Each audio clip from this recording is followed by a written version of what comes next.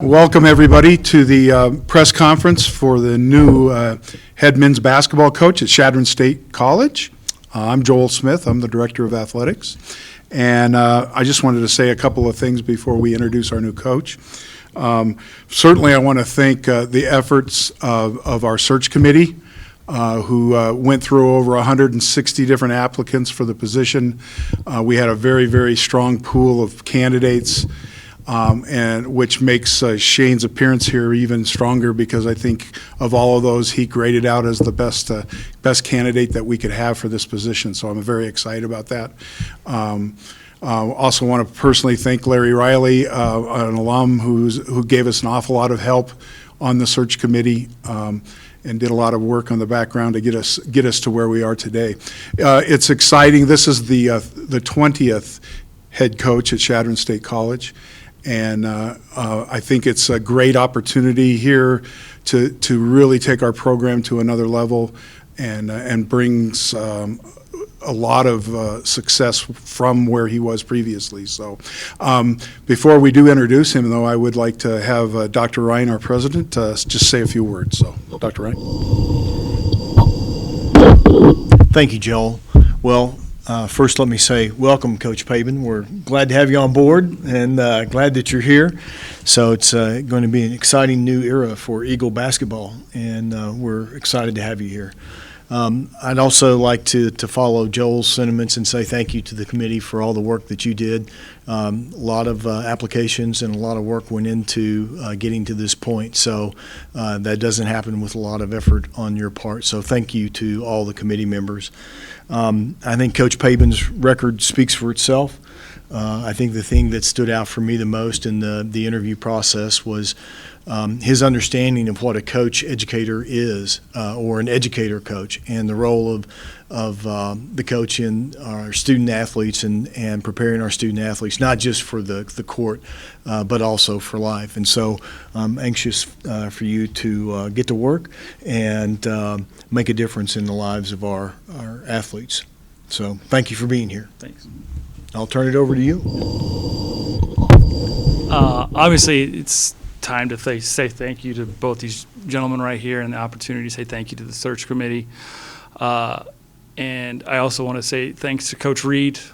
He was instrumental in this decision process too, and showing the possibilities and the excitement that I think should be surrounding Chadron State basketball now. And I also need to thank my wife. She's been a great person these last few years, and anybody knows a coach's wife has to be away from the kids and stuff. We got two little ones. I'll say thank you for my Drew and Will. I know they're going to be excited to be running around the gym, and just the opportunity to be in a crowd again. So it's all very good opportunity, because what I'm going to do as a coach is, in life we talk about opportunities and making the most out of them. And it's something that, as a coach, a player, you should appreciate the opportunity to be a part of a team. And I think everyone found out in society these last few months, things can be taken away very quickly. And when we do that, you sit back and you appreciate things a little bit more. I think our players coming in, both the current returning players and the guys that we recruit in, hopefully they'll just take these chances to be on the court, letting the ball bounce, be in practice as an opportunity, because things can disappear so fast. I think we're all kind of shaken by that. But, as we go into the season, I think there is a wealth of possibilities here, and I'm looking forward to the challenge and the opportunity. So we'll take questions via the chat box on the Zoom. So if you write a question on there, we'll read it out and have people respond to it. And if you have a question here in the room, you can ask that question. I'll go ahead and start. Just tell us a little bit about how you got into coaching and your philosophy for coaching. I got into coaching. I've always loved being a part of a team. I've loved basketball. The opportunity to get into coaching was kind of my dream. Once I figured out I couldn't be a Top Gun pilot, I tell people, because I was way too tall, but my math skills weren't that great. So It's always been my kind of, I guess, my main career choice is just being an opportunity to be a part of a team. I love just being a part of a group and seeing a group become successful.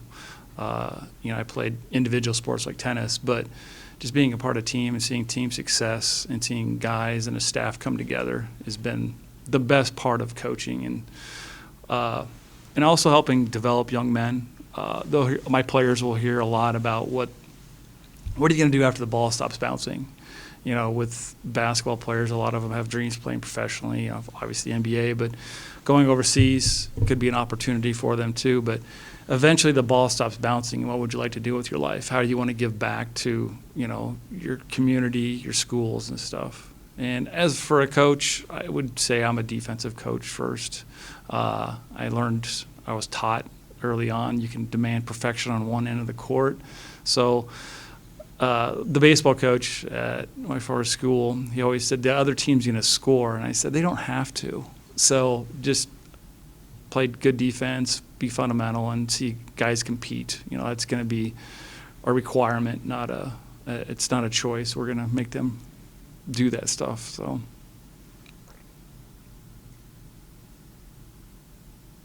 John? You didn't coach last year. No, I did not.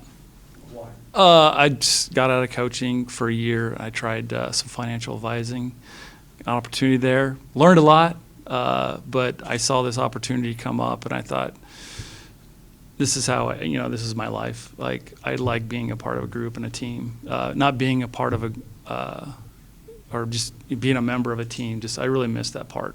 So this opportunity was a tremendous chance. Talked to Coach Reed, and he's like, no, you can be successful there. And had a good conversation with him and Coach Long, the football coach. And I think this is, just a great chance to turn around a program that I think everyone wants to see be successful. Big difference between Omaha and Chadron. No difference at all. I grew up in a town of 200, and this is just, I grew up in Beatrice. I tell people I grew up in Beatrice, but actually it was Pickerel. It's a town of 200. So it's a farming. This is a ranching area, but I kind of been around it.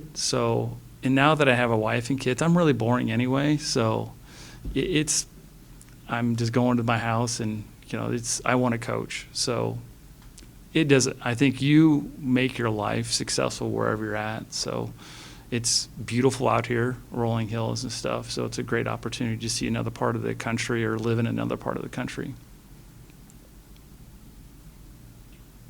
So in your practices, since you're a tall fella, you obviously played some front court at some point. Are you planning on taking a special interest in practice at that position, or would you delegate that off to another assistant? The weird, awkward part of this whole is like I can't get to see him play. There's a few guys around on campus, but most of them are gone. And from recruiting, a lot of our first meeting is going to be I'm going to meet half the team for the first time just because of the COVID stuff. So practice-wise, it kind of where my assistants, where they best fit in and what they kind of. I always look at it I've coached guards and bigs, so doing either or doesn't really bother me. I want to fit my staff into where they're going to be. We're going to use the most their talents and their abilities first. So I feel like I have to fill the holes in at either place. So I'm comfortable. I was 6'7", about 160, graduating high school. So me being a big power center was not in the cards. And I was probably a little bit before my time, but I was probably more of a stretch for. The game has changed so much since I graduated high school. So I could shoot it a little bit, but it's you have to. I think as a coach, you have to learn all positions. So. Go on. Questions? I didn't say anything. Oh, No, okay. I'm just asking. Coach Reed and Coach Bargan before him really wanted to build their programs on four-year players, but had a lot of difficulty holding on to them. How do you see yourself as addressing that kind of an issue? I think every coach in the country would love to get high school players, build it through 4 and 5 year players. The dynamic and the culture of basketball right now, I don't know if, I could say that, but the way the culture is right now, the transfer rules and how it's going to even change next year, the ability to adapt is the biggest thing, I think. I would love to have 4 and 5 year players, but the way that transfer portal works for the NCAA, kids just having more options, seeing the world. We're definitely going to try to recruit high school players and build it through that, but you have to have the ability to adapt and understand kind of kids and what they want to do right now.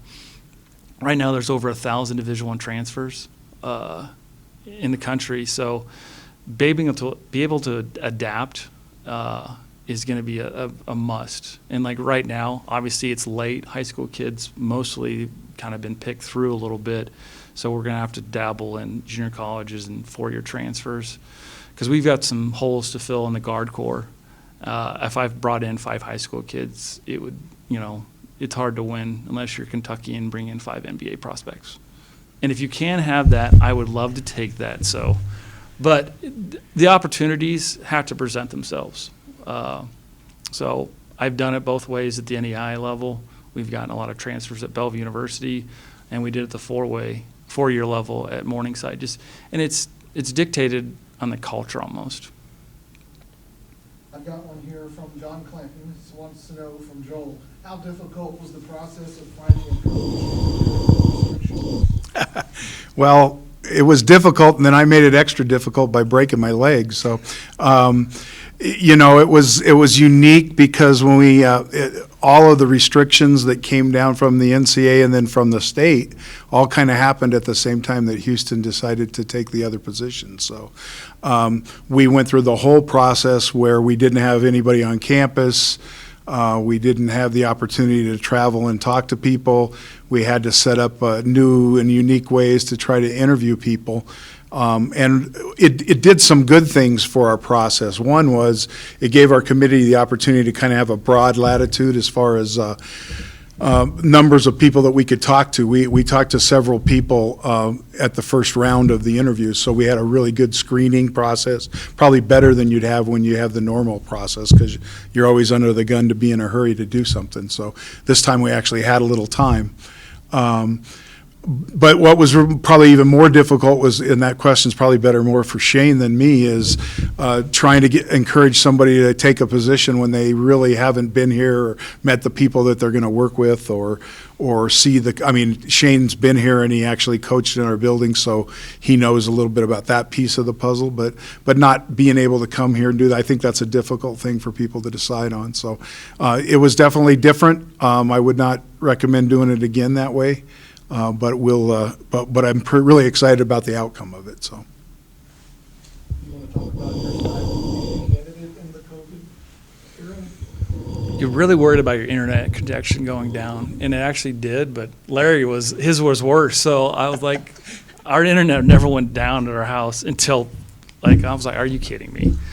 So, but Larry's was worse, so I got bailed out. So it's awkward, and it's not anybody's kind of way to do things, but everyone kind of got used to Zoom, and it's just like anything in life, if you have to adapt and adjust and kind of go with the flow there, because if you don't, you can cry, but no one really cares. So it was just adjusting to it and moving forward. Well, you want to talk about what you think it's going to take to win and get us to the next level here, hopefully? Oh, like to mention, we lost our guard corps last year. I think there's a couple of pieces we can definitely build on. They had a red shirt. No one got a C last year, but Houston was really high on him with a lot of potential with athletic ability. And Jefferson, obviously, was a third leading scorer. And then Brady's a really good shooter. Shooters usually love me. So we broke all the shooting records that most schools I've been at.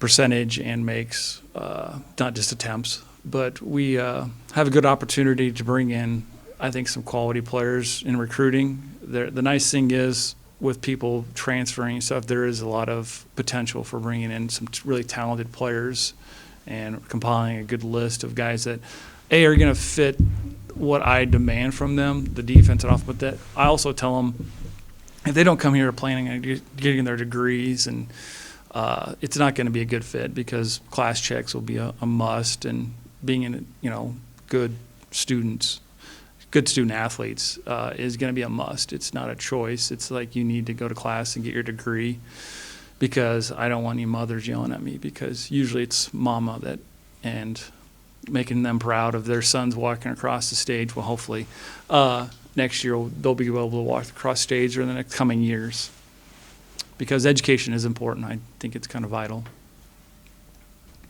Don't waste your opportunities I always say, use basketball to get an education. The worst thing that happens if you come here and you don't score a point, or it doesn't go the way you want it to, if you get your degree, it's still pretty good life there. Anything? As far as you know, are all the people that are on the roster going to be back? Yeah, I'm going to. 12 of them or so is on the I roster? think there's 10 right now. So I don't know exactly what's online. Way you print it off, sometimes there's 10, but there's 12 if you look on the list. Okay. If you print it, well, it'll come off 10, but there's 2 that get left off when you print them off. Okay. Yeah, and once again, obviously not having the ability to see them play firsthand, I think would be. Well, you've surely seen the film from last year, haven't you? Yeah, but just seeing everybody, in live in person. So yeah. You see that people got to the basket awfully easy against us. I hope. Hopefully we can change that. Yeah, better. Not that there's a lot of filling to do, but have you filled out your staff yet? No, not yet. So still kind of looking. I know Taylor's coming back. We've talked already, so I've got him working away right now. So he did a great job, and both Jalen and him did a great job of kind of just filling the gap in when there wasn't a head coach. And I know we should say congratulations, Jalen. He had a little baby girl a couple weeks ago. So, no, I think those guys are going to work hard and give great effort. Like most coaches in America that are successful, I think effort just becomes a mandatory thing. Where all the towns in the RMAC are too now. I don't know all the towns in the RMAC. I don't. I saw. Where we're at in Denver, that's kind of, unless you go along. Yeah. I gotta learn. This has got to be, looking forward, a real change from what you've been used to at Bellevue, where the closest conference opponents, if you leave out Black Hills and Mines, everybody's 300 to 500 to 600 miles away. In Bellevue, you didn't have that much traveling, did you? We had no. It's actually very similar. Our closest game was over 3 hours away, and that was Dakota State. We had a 12-hour trip to Dickinson State, or 11. No, all of our travel was. It was hey, this. Yeah, it was. You have to be a road warrior, and believe me, my assistant and I, because we played Friday, Saturday, and separated by 3-4 hours sometimes, we became like experts. We studied the science of sleep and how to get kids not only to compete on Friday night, because Friday was usually not a problem because you'd leave the day before. It's like, how are you going to prepare for that Saturday game? And in the interview process, I've been through that, and we did get pretty good on the road because it doesn't matter who you're playing. It's going to be a bear because of that travel. And that's just something you have to deal with. But other conferences have travel issues and stuff. The conferences are getting so big now to where it's part of the beast you have to deal with. So you can cry about it or figure out ways to be successful. Joel, there's no non-conference games this year, is that right? That's correct. The NCAA decided for this year as a cost savings measure with what's happened with the coronavirus to reduce the number of basketball games to 22. We are allowed to do some exhibition type scenarios based on the rules that are already established with the NCAA, but our regular season is going to be 22 games, and that's how many games we play in the RMAC. So, yeah, it's going to be an all RMAC season this year. So. Non-conference teams. Yeah, difficult. For those that need to find games,